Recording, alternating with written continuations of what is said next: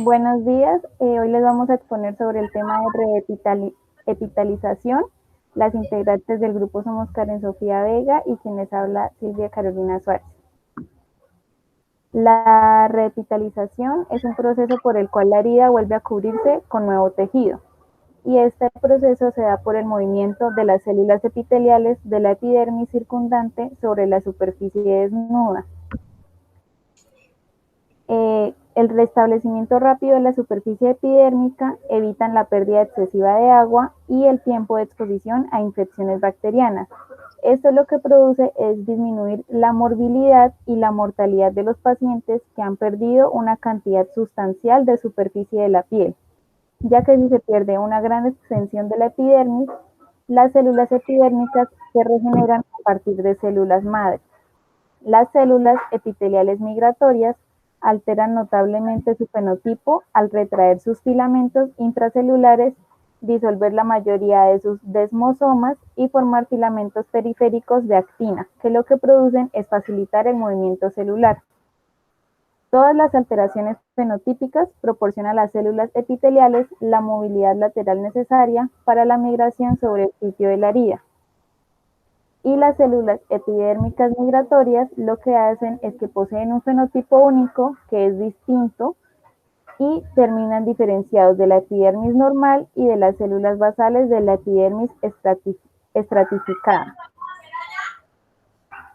También se tiene en consideración que si la membrana basal es destruida por una lesión, las células epidérmicas van a migrar sobre una matriz provisional de fibrinógeno, de fibronectina, tenasina, vitronectina y colágeno estromal de tipo 1.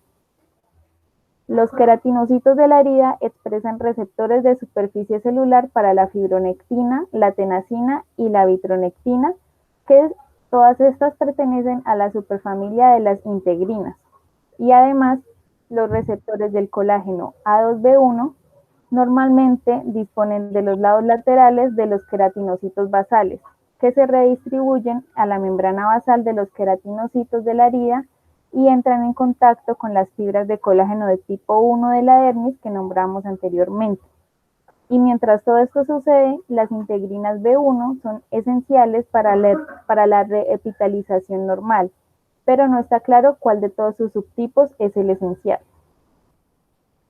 La epidermis de la herida que migra no pasa simplemente por un escarazo de la herida, sino que disecciona a través de la herida, separando el escara, que es rico en fibrina, fibronectina, y la dermis desecada, que contiene colágeno desnaturalizado del tejido viable subyacente.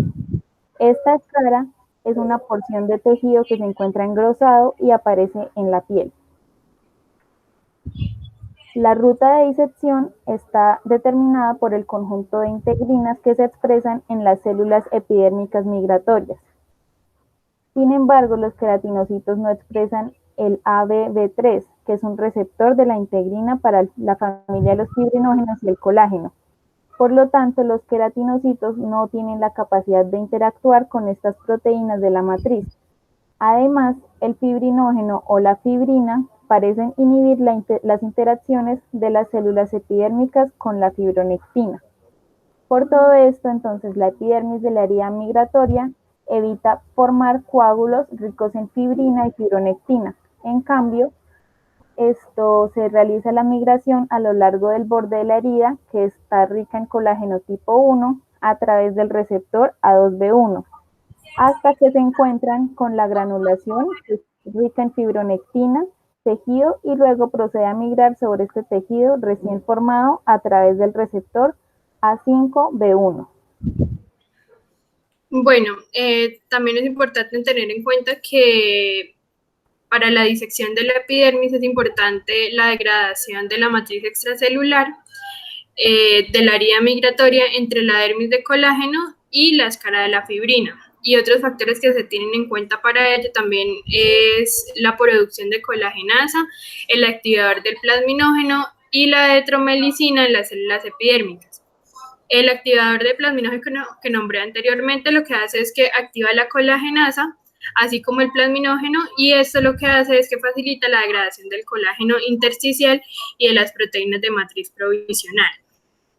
Lo que ocurre 1 o 2 días después de la lesión o pues, de la cicatriz es que las células epiteliales en el margen de la herida comienzan a proliferar y se genera el efecto de borde libre, que consiste que en la epidermis de la herida puede ser secundaria a la modulación de las uniones de caderinas, como se describe para las caderinas 5 durante la angiogénesis. Algunos estudios indican que los desmosomas epidérmicos pierden su hiperadhesividad y las caderinas cambian de caderinas E a caderinas P en el borde de la herida. Y pues otras posibilidades que no son exclusivas de la primera es la liberación de factores de crecimiento autocrinos o paracrinos que inducen la migración y proliferación epidérmica y el aumento de la expresión de los receptores de los factores de crecimiento. Los factores de crecimiento que más se usan, los más notorios, es el factor de crecimiento análogo de la insulina, que este puede proceder de la circulación y actúa como una hormona. También está el factor de crecimiento epidérmico aglutinante de la heparina y el factor de crecimiento de los fibroblastos. Y ya pues después de que todo este proceso ocurre, cuando la repitalización progresa, las proteínas de la membrana basal reaparecen de forma ordenada secuencial desde el margen de la herida hacia adentro en forma de cremallera. Y las células epidérmicas vuelven a su fenotipo normal una vez finalmente se adhiera a la base restablecida a través de las proteínas hemidesmosomales de la integrina A6B4 y el antígeno pemfigoide 180 bulloso y a la neodermis subyacente a través de las fibrillas de colágeno tipo 7.